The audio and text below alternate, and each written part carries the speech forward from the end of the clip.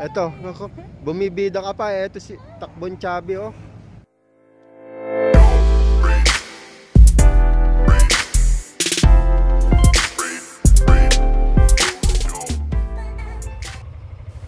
Magandang araw muli, vlog.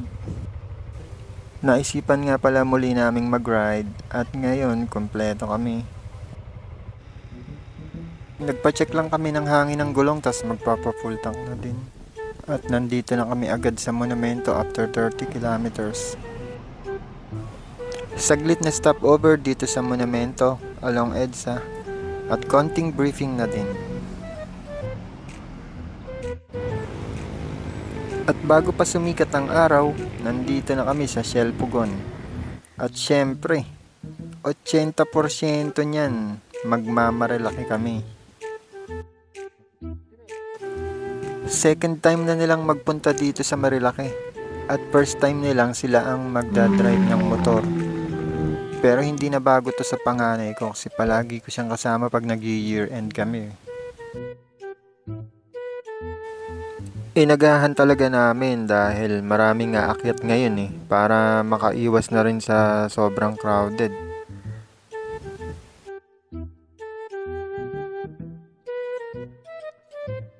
Halos kabisado na din to ng anak ko kaya pinapauna ko na din siya para mag-spear.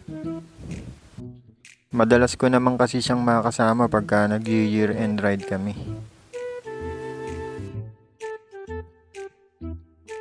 So far, so smooth naman ang biyahe namin. Yun nga lang, sobrang aga. Wala pang mga maniniyot sa daan o yung mga photographer.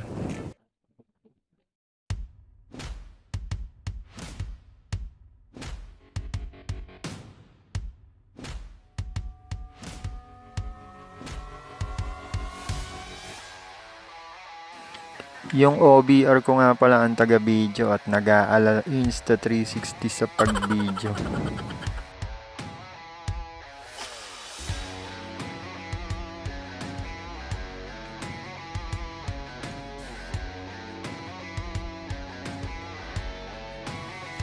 Yung inaakala naming maaga kami, mas marami pa palang mas maaga sa amin. Kaya ako muna ang nauna dahil nandito na kami sa Devil's Corner. Medyo downhill at matalim na kurbada dito kaya ako muna ang nauna.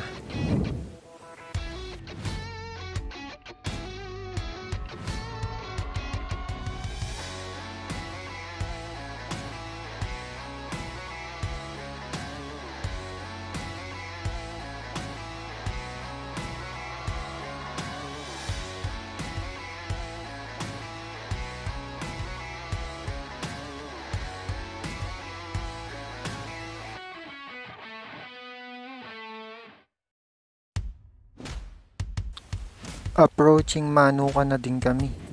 Pero hindi muna kami hinto mamaya na pag-uwi.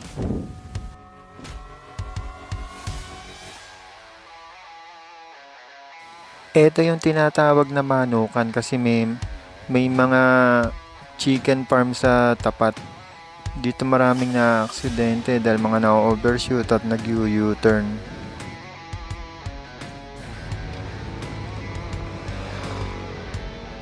Napahinto nga kami saglit dahil may nakita kaming magandang view at may inabutan pa kaming sea of clouds.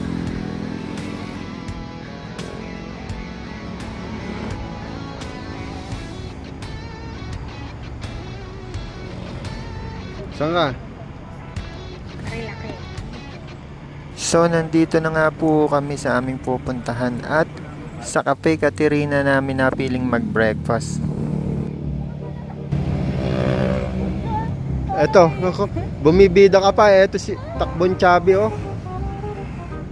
30-40, sus ko.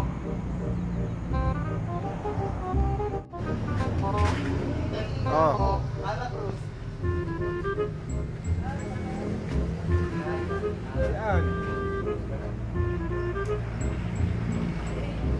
Simpleng silog meals lang at sabaw. Solved na. So, dala ko pala yung aking drone at mapalipad kahit saglit dahil hindi ko naman na fully charged to.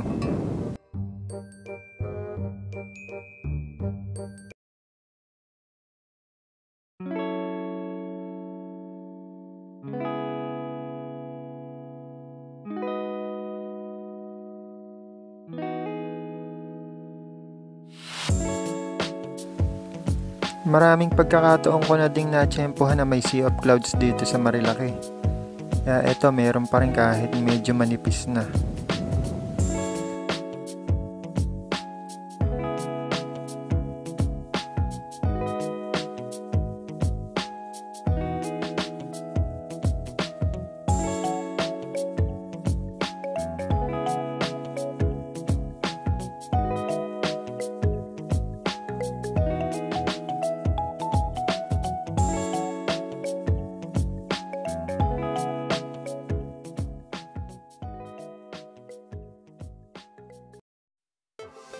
Matapos kumain ay konting kwentuhan lang at larga na uli kami pa uwi. Literal na breakfast ride lang talaga ang sinadya namin dito at wala nang ibang side trip.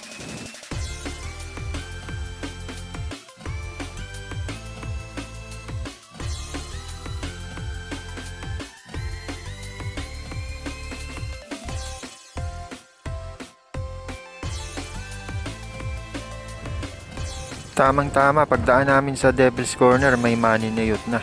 At tiyempong si Papa Chokes pa yung nakapwesto. Isang batikan at mahusay na maniniyot dito sa Marilaki yun.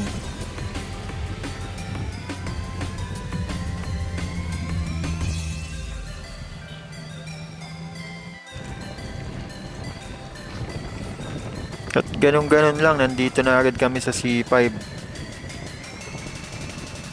Hanggang dito na lang po uli at salamat po sa inyong panonood.